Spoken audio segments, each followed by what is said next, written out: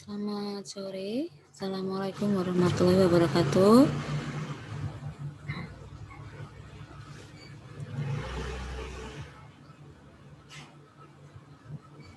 Bahasa Indonesia untuk kelas sore. Saya lanjutkan materi tentang rujukan ya. Rujukan ini adalah materi yang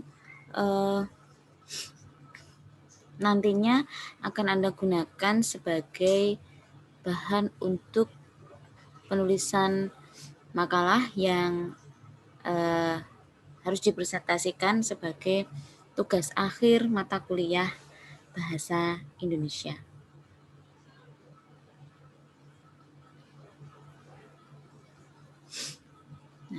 Rujukan. Di dalam rujukan dipergunakan istilah kutipan atau petikan. Sebutan bagi pengarang yang mengutip disebut pengutip atau pemetik. Dalam rujukan dicantumkan nama pengarang, tahun terbit buku, dan nomor halaman yang dirujuk. Contoh, ini kutipan ya. Menurut pendapat Ramlan pada tahun 1967 halaman 1, ini artinya kita merujuk pendapat Ramlan. Ramlan merupakan nama orang, kemudian 1967 merupakan tahun terbit buku. 1 merupakan letak nomor halaman dari pendapat Ramlan. Catatan, jika nama pengarang lebih dari 1 kata, cukup nama terakhirnya saja yang ditulis.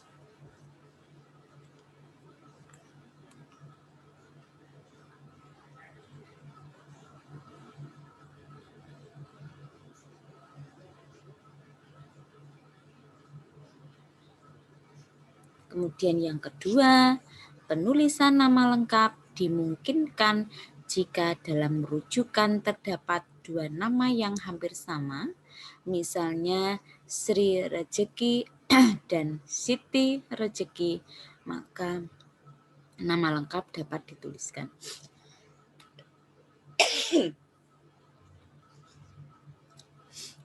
Hal ini dimaksudkan agar tidak terjadi kekeliruan.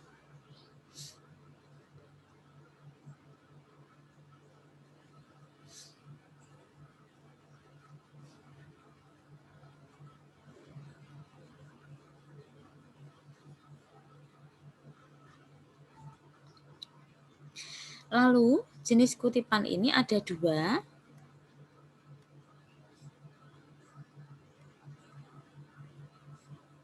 Yang pertama adalah kutipan tidak langsung. Kutipan tidak langsung itu menyarikan atau menuliskan kembali dengan kalimat sendiri apa yang telah dibacanya, ya, beserta titik koma dalam buku tidak sama persis dengan kalimat yang hasil tulisan pengutip. Contoh, lain halnya dengan Durkheim 1979 halaman 167 sampai dengan 169, halaman 311 sampai 313. Ia melakukan penelitian tentang hubungan antara bunuh diri dan agama yang dipeluk orang Eropa, yakni agama Katolik, Protestan, dan Yahudi. Ini artinya bahwa penelitian tentang hubungan antara bunuh diri dan agama yang dipeluk orang Eropa, yakni agama Kristen, Protestan, dan Yahudi tersebut diambil dari buku karangan Durkheim di halaman 167 sampai dengan 169 dan 311 sampai dengan 313. Kutipan langsung. Pengutip menuliskan apa adanya kalimat yang telah dibacanya. kalimat beserta titik koma.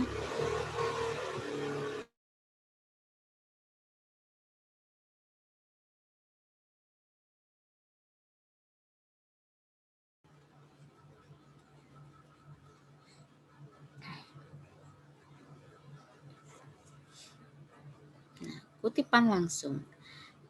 Pengutip menuliskan apa adanya kalimat yang telah dibacanya. Kalimat beserta titik koma dalam buku sama persis dengan kalimat hasil tulisan pengutip. Contoh, Ramlan pada tahun 1967 halaman 1 menyatakan sebagai berikut. Perubahan-perubahan bentuk kata menyebabkan adanya perubahan fungsi dan arti kata. Berhubung dengan itu, maka morfologi di samping bidangnya yang utama menyelidiki seluk-beluk bentuk kata, juga menyelidiki kemungkinan adanya perubahan fungsi dan arti kata yang timbul sebagai akibat dari perubahan bentuk kata. Artinya adalah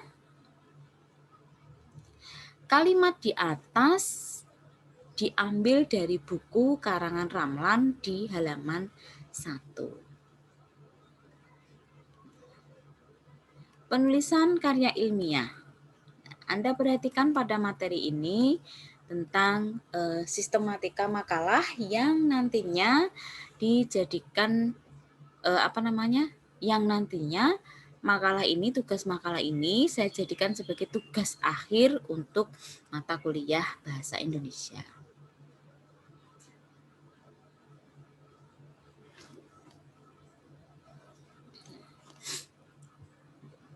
Karya ilmiah, misalnya tugas-tugas kuliah, makalah, paper, laporan ilmiah, dan tugas akhir yaitu skripsi, tesis, dan disertasi. Sistematika makalah, Anda perhatikan mulai dari judul, kemudian pendahuluan berisi latar belakang terkait dengan judul yang sudah dipilih. Kemudian yang kedua, rumusan masalah. Rumusan masalah dirumuskan dalam kalimat tanya, misalnya bagaimanakah. Dan yang ketiga, pembahasan. Pembahasan berisi uraian dari rumusan masalah atau pemecahan dari rumusan masalah. Kemudian D adalah penutup. Penutup ini berisi simpulan dan saran.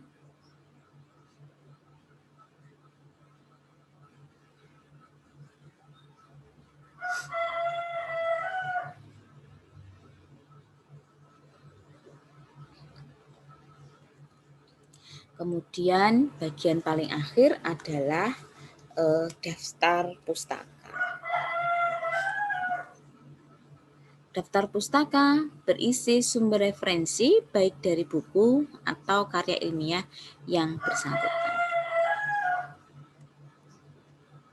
Nah, Anda perhatikan pada materi daftar pustaka.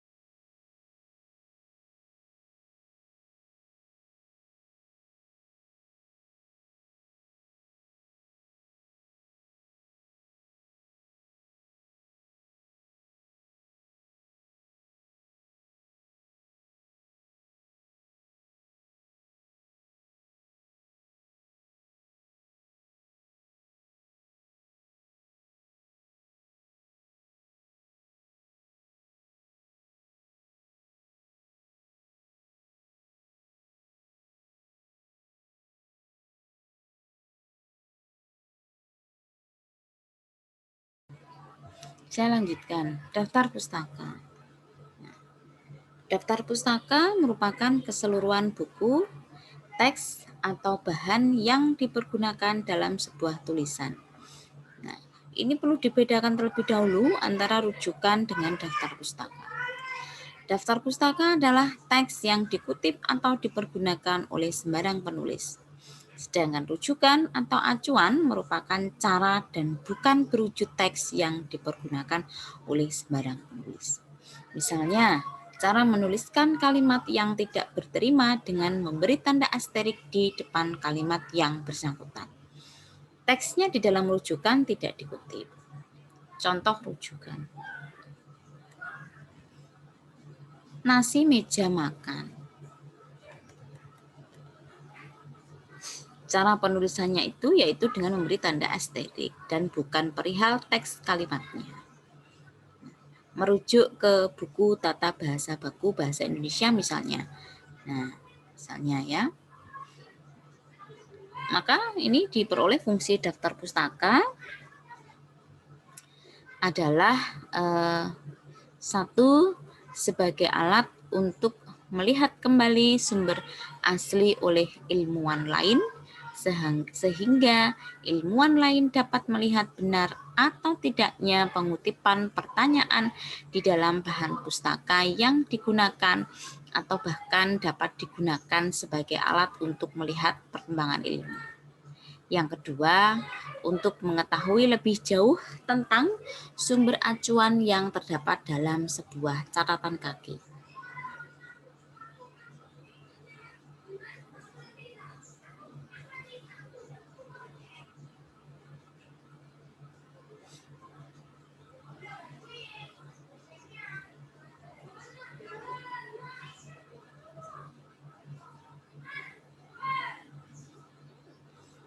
Kemudian yang ketiga, untuk melihat cakupan keilmuan seluruh isi tulisan ilmiah sebagai indikator mutu isinya, dengan catatan bahwa semakin terspesialisasi bahan pustaka yang digunakan, maka semakin tinggi nilai tulisan ilmiah.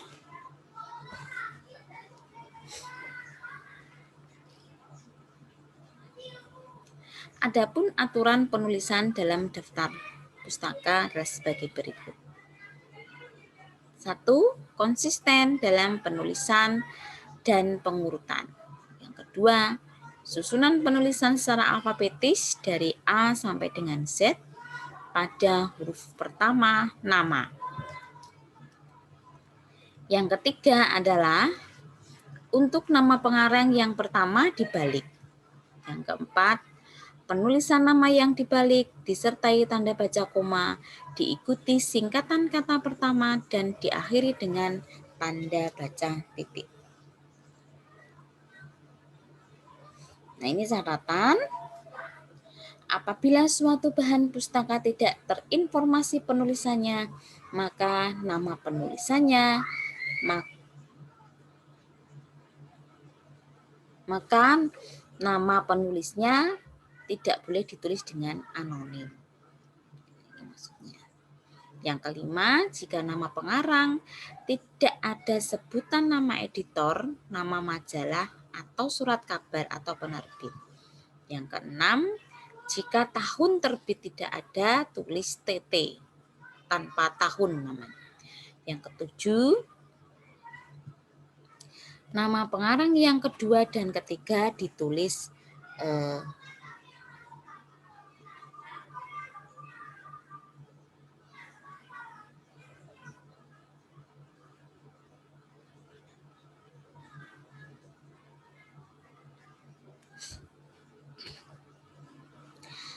dengan sebagaimana adanya.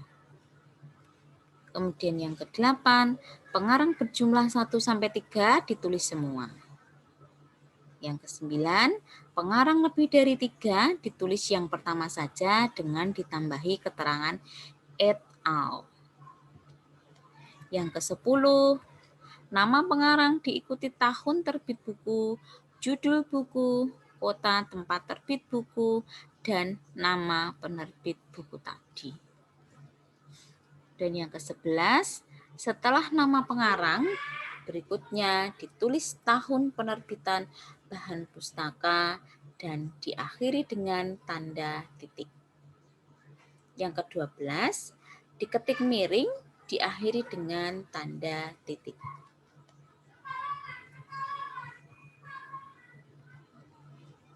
Yang ke-13, pustaka berupa buku dan nama jurnal beserta volume, nomor, tahun terbit, dan halaman bahan pustaka yang dibaca untuk artikel ilmiah yang diterbitkan dalam bentuk jurnal.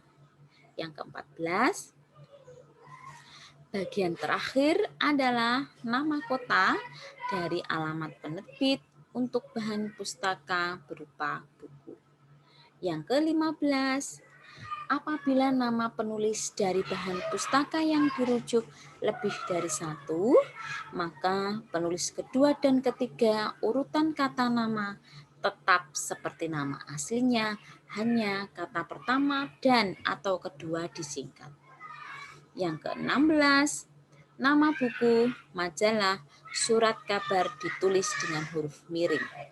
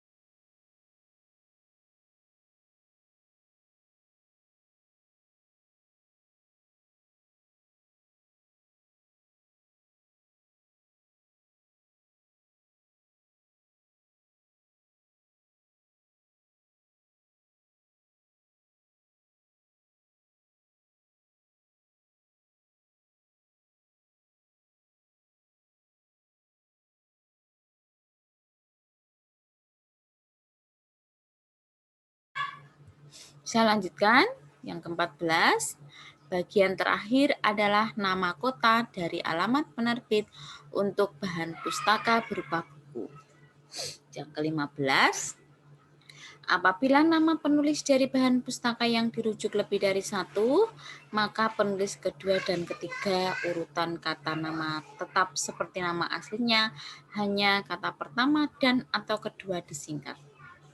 Yang ke-16, nama buku, majalah, surat kabar ditulis dengan huruf miring. Jika menggunakan tulisan tangan atau ketikan, huruf atau kata yang akan dicetak miring diberi satu garis di bawahnya. Yang ke-17, tanda petik dipakai untuk judul syair, karangan, atau bab buku.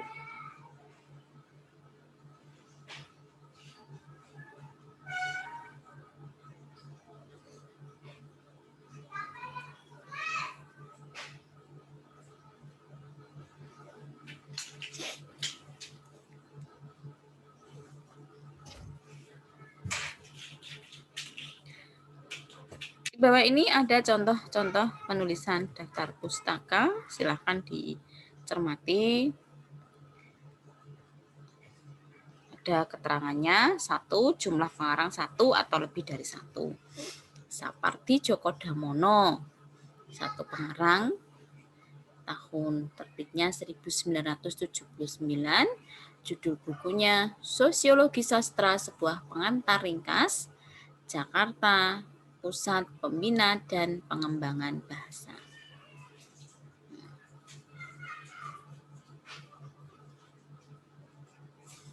Nah, nih. Kemudian yang kedua, contoh yang kedua, buku dengan editor. Kuncoro Ningrat ini dia sebagai editor pada tahun 1989 dengan judul Metode-metode penelitian masyarakat. Tempat terbitnya Jakarta, Gramedia.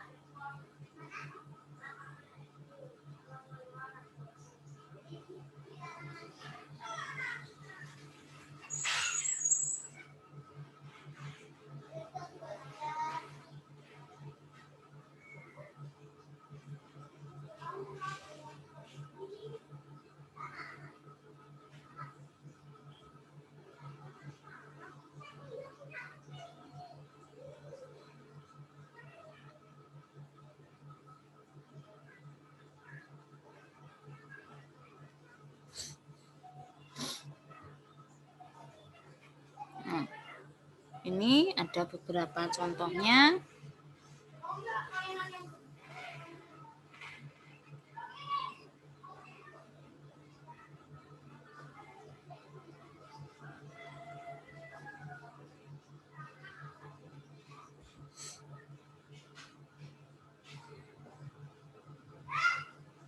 Kemudian disertasi misalnya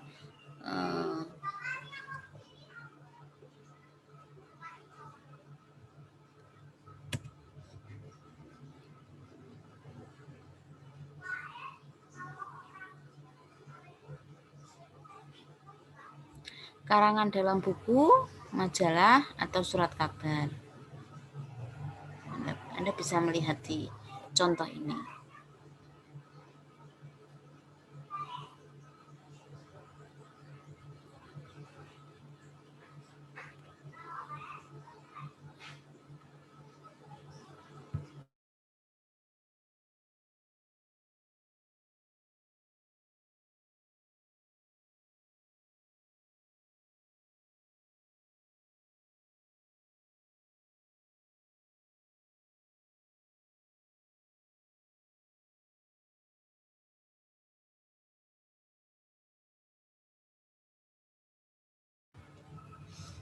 Jika dari disertasi dan skripsi,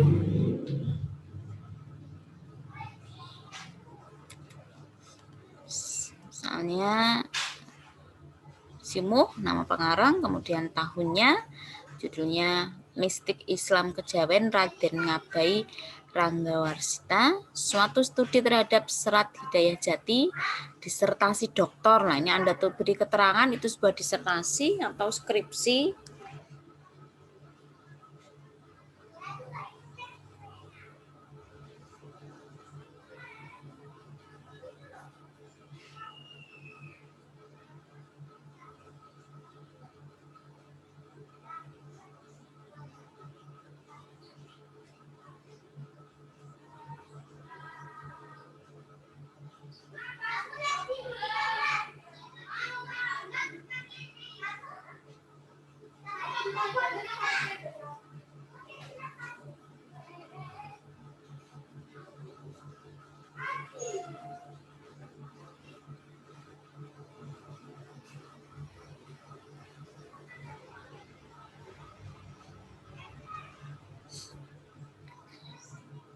Kemudian laporan,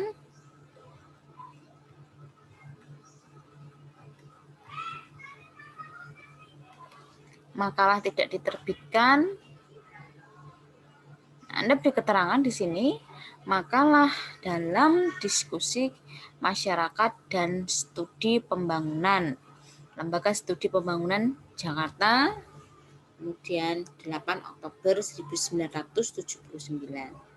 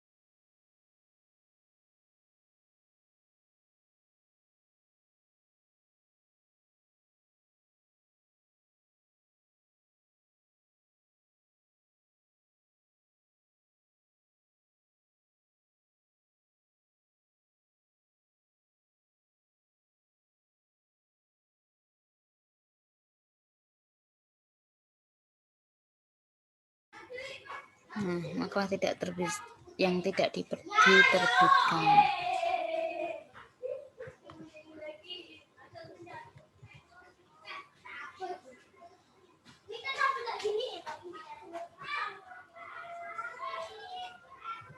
Nah, keputusan seminar misalnya.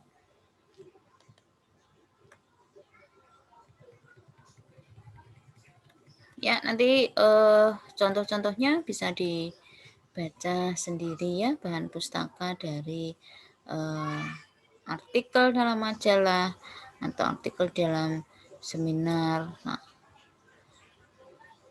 kemudian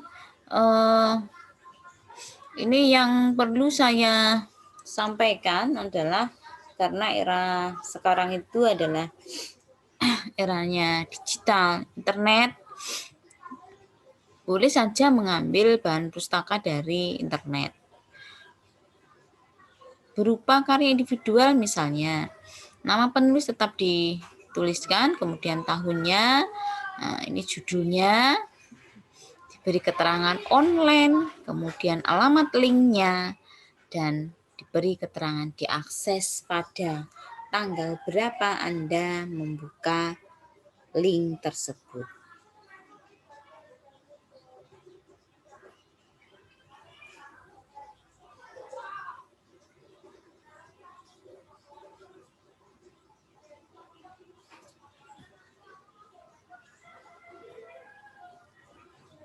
Bahan pustaka dari artikel, nah, juga sama, nama penulis, tahun, judulnya, nah, online, alamat linknya, dan diakses pada tanggal 2.